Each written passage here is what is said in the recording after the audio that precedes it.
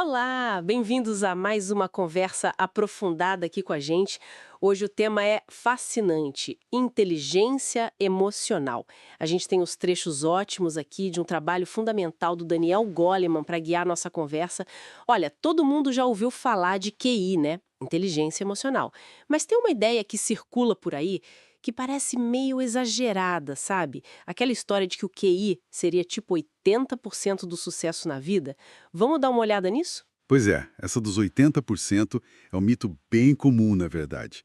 Vem de uma interpretação meio solta, digamos assim.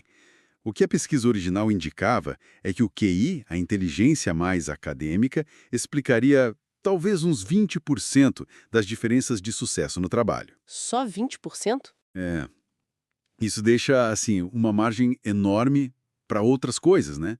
Sorte, claro, a condição social da pessoa, o temperamento dela, e aí entra a inteligência emocional. Ela é super importante, sim, mas não preenche sozinha os outros 80%. Entende? É uma peça-chave, mas não o tabuleiro todo. Entendi, faz todo sentido. E uma coisa que me chamou a atenção lendo o material é como essas habilidades, as emocionais, ganham peso conforme a pessoa sobe na carreira. Parece que para chegar num certo nível, QI e técnica são o básico, né? Exato. Mas para se destacar mesmo, para ser um líder excepcional, aí o diferencial é a inteligência emocional. Perfeito. É o que alguns chamam de competência discriminatória. Quando todo mundo num grupo de líderes já é inteligente e tecnicamente bom, o que separa o joio do trigo são essas habilidades de lidar consigo e com os outros. Mas ó, um ponto importante. Ter a habilidade, tipo empatia, não é suficiente. Ah, não. Não. O X da questão é saber aplicar essa empatia no momento certo, da forma certa. Sei lá, para acalmar uma equipe, para ouvir um cliente. Ter a ferramenta é uma coisa, saber usar é outra. Entendi. Saber usar na hora H. Então, nossa missão hoje é meio que desemaranhar isso, né? O que é de fato inteligência emocional, como ela aparece no dia a dia, relacionamento, trabalho, até na saúde, e por que ela é tão relevante pra gente. Vamos lá. Pra começar, tem essa ideia de que a gente tem, tipo, duas mentes, né? Uma é a racional, que pensa, pondera. Daqui a gente tem mais consciência, né? Isso. E a outra é a emocional. Mais impulsiva, poderosa, às vezes meio ilógica, certo? Exatamente. E o normal é elas trabalharem juntas, em harmonia. Sentimento é essencial para o pensamento e pensamento ajuda a gente a entender o sentimento. O problema é quando vem uma paixão muito forte, uma emoção intensa. Aí complica. Aí a mente emocional pode tomar conta, ela meio que inuda a racional. É como se...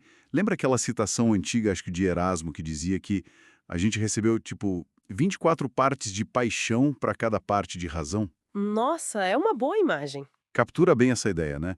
Dessa força da emoção. Isso leva direto para um conceito chave, o sequestro emocional. É quando uma partezinha lá do cérebro, a amígdala, O nosso alarme interno. isso, ela dispara um alerta de emergência e meio que recruta o resto do cérebro para agir antes mesmo que a parte mais pensante, o neocórtex, consiga processar tudo direito. Quem nunca passou por isso, né? Perdeu a cabeça e depois ficou, meu Deus, o que eu fiz? Totalmente. É bem isso. Foi um sequestro emocional, provavelmente. As pesquisas, tipo as do Ledoux, mostram bem isso, que tem uma via rápida no cérebro. O sinal sensorial chega, uma parte vai direto para a amígdala, pro alarme. Para reagir logo. Exato. Luta ou fuga, quase instantâneo. E só depois a informação vai para o córtex, para uma análise mais calma, mais detalhada. É um mecanismo de sobrevivência antigo, né? Que às vezes dispara fora de hora hoje em dia, né? A amígdala age antes da gente ter consciência plena. Interessante que você falou luto-fuga, mas não é só pra coisa ruim, né? O material fala de uma gargalhada que a gente não controla, ou aquela alegria explosiva de um atleta ganhando, tipo o Dan Jensen que ele cita. Isso também seria um tipo de sequestro mais positivo? Pode ser visto assim, sim. São momentos em que a resposta emocional é tão forte e tão imediata que ela domina tudo. Vem desse sistema mais primitivo, o límbico. A emoção, seja boa ou ruim, tem esse poder de tomar conta da gente, né? Ok. Então, se as emoções podem nos sequestrar, assim, como é que a gente traz mais inteligência para elas? O Goleman, baseado no Salovey, fala em 5 áreas principais. A primeira parece ser a base de tudo: conhecer as próprias emoções, autoconsciência. Isso. É a capacidade de se observar, de reconhecer o sentimento na hora que ele está acontecendo. Não é deixar de sentir, não é isso.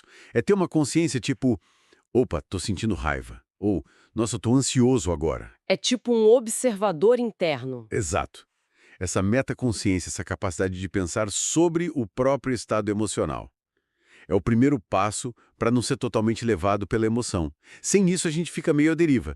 Tem aquele caso famoso do Elliot, que o Damásio descreveu. Ah, sim, que perdeu a capacidade de sentir. Isso. Depois de uma cirurgia, o QI continuou alto, mas ele não conseguia mais tomar decisões simples na vida, porque faltava o guia emocional, entende?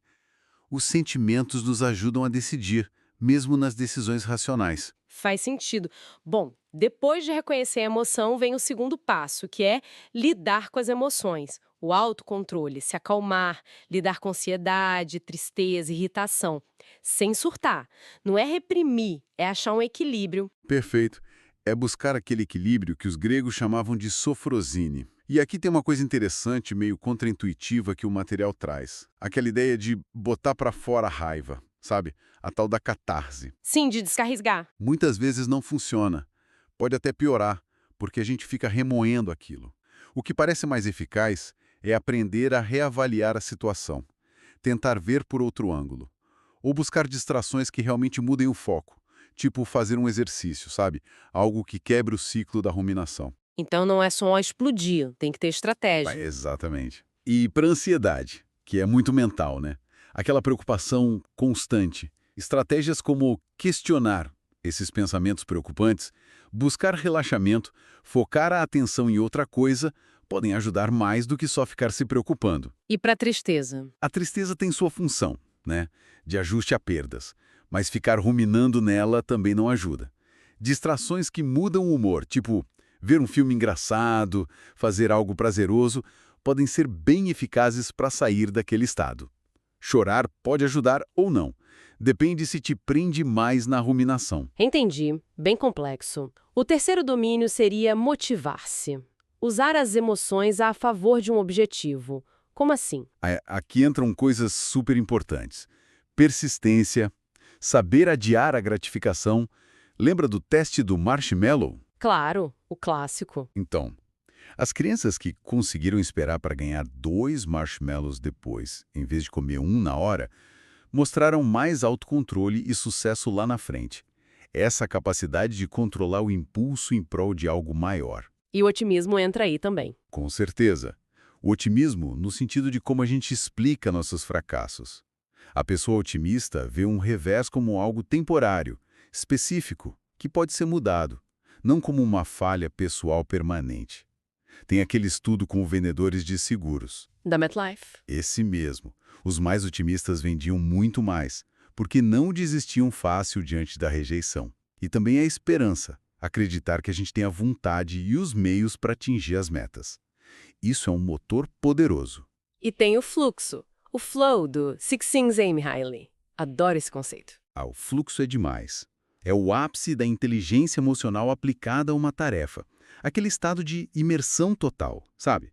Quando a gente está tão envolvido em algo desafiador, mas que a gente domina que esquece do tempo, sente prazer na atividade em si. É onde a mágica acontece, né? Exato.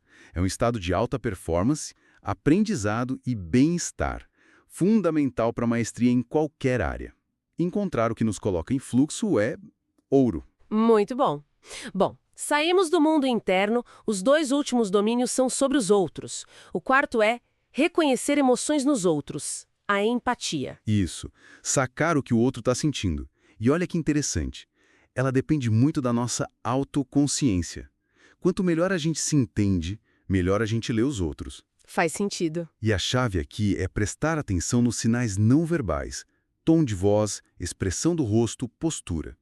Dizem que, 90% da mensagem emocional tá aí, não nas palavras. 90%. Uau! É muita coisa. A empatia é a base da conexão, da compaixão, até da ética, né? A falta dela é o que a gente vê em casos extremos, como psicopatas que não conseguem sentir o sofrimento alheio. Assustador. E o quinto e último domínio, lidar com relacionamentos. Habilidade social. É juntar tudo isso para interagir bem. Basicamente, sim. É a inteligência emocional em ação, na interação com as pessoas. Saber ouvir, se comunicar de forma clara, persuadir sem manipular, resolver conflitos de forma construtiva, trabalhar em equipe. Influenciar positivamente. Exato. Entender também o tal do contágio emocional, como o humor dos outros nos afeta e vice-versa. E navegar as regras de exibição, o que cada cultura ou situação permite que a gente mostre de emoção. Gente com alta habilidade social consegue criar pontes, gerenciar grupos, inspirar confiança. É aquela pessoa que sabe chegar, sabe conversar, sabe acalmar os ânimos. Como naquele exemplo do mestre de Aikido no trem. Esse é fantástico. Ele desarma um bêbado agressivo só na conversa, com empatia e calma. É a inteligência emocional no nível máximo de sofisticação social. Fica muito claro como tudo isso se conecta e como se aplica na vida real. O material fala muito de casamento, por exemplo. Ah, sim. A pesquisa do John Gottman nessa área é incrível. Ele identificou aqueles padrões de comunicação que são quase veneno para o relacionamento. Os 4 cavaleiros do Apocalipse. Esses mesmos. Crítica destrutiva, desprezo, que é o pior segundo ele, ficar na defensiva o tempo todo e o fechamento, o stonewalling, quando um simplesmente se desliga da conversa. Nossa, e qual o antídoto? O segredo, diz ele, não é nunca brigar. É saber brigar. Ter a boa briga. Conseguir falar o que incomoda sem atacar o caráter do outro. Ouvir o lado do parceiro sem armar a defesa na hora. Saber se acalmar e acalmar o outro quando a coisa esquenta. E, muito importante, saber reparar o estrago depois. Requer muita habilidade dos dois, né? Muita inteligência emocional dos dois lados. Validar o sentimento do outro, mesmo que não concorde com o motivo. É um aprendizado constante. E no trabalho? O impacto também deve ser gigante. Enorme. Na liderança é gritante. Um chefe que explode, que humilha, que não sabe ouvir, cria um ambiente péssimo, mina a confiança, prejudica o resultado. Tem aquele caso trágico do piloto Mac Broom que ilustra isso de forma dramática. Sim, que o medo impedia a comunicação da tripulação. Exato. E a forma de dar feedback, a crítica, se for feita de qualquer jeito, culpando a pessoa, sendo sarcástico, só desmotiva. A crítica eficaz tem que ser específica, sobre o comportamento, não sobre a pessoa. Oferecer solução, ser feita em particular, com empatia. É uma arte. É uma habilidade crucial. E além disso, lidar com a diversidade, com preconceitos no ambiente de trabalho, navegar as redes de influência. Tudo isso exige muita inteligência emocional. Outra área que o Madrigal aborda é a medicina. Como a inteligência emocional entra aí? Olha, a conexão mente-corpo hoje é muito clara para a ciência. Emoções negativas crônicas, raiva guardada, ansiedade constante, depressão podem realmente afetar nosso sistema imunológico, nos deixar mais vulneráveis a doenças ou piorar o quadro de quem já está doente. É o estresse impactando o corpo. Exatamente. Por outro lado, emoções positivas, otimismo e principalmente o apoio social, ter amigos, família, participar de grupos de apoio, como aqueles estudos com pacientes de câncer mostraram, podem ter um efeito protetor, ajudam na recuperação. Então, o cuidado emocional deveria ser parte do tratamento. Com certeza. Não só por uma questão de humanidade, mas por eficácia mesmo. O estado emocional do paciente influencia diretamente o processo de cura. Um médico, com empatia, que sabe comunicar notícias difíceis, que acolhe o medo do paciente, faz uma diferença enorme. E claro, não podemos esquecer da educação dos filhos. Os pais como os primeiros professores emocionais. Esse é o berço de tudo, né? A forma como os pais lidam com as próprias emoções e com as emoções dos filhos é o que molda a base da inteligência emocional da criança. Validar o que ela sente, ajudar a nomear. Você está frustrado porque não conseguiu montar o brinquedo. E ensinar a lidar com a raiva sem bater, a esperar a vez. São as pequenas lições do dia a dia. Que são gigantes. Habilidades como confiança, interesse em aprender, autocontrole, saber seguir regras, se relacionar bem com os colegas. Tudo isso, que é essencial para a criança ir bem na escola, começa a ser aprendido em casa, nessa interação emocional com os pais. E o contrário também é verdade, né? Maus tratos, negligência. Podem ser devastadores. podem minar a capacidade de empatia, gerar problemas de comportamento, dificuldade de criar vínculos. E traumas, claro, como violência, abuso, desastres.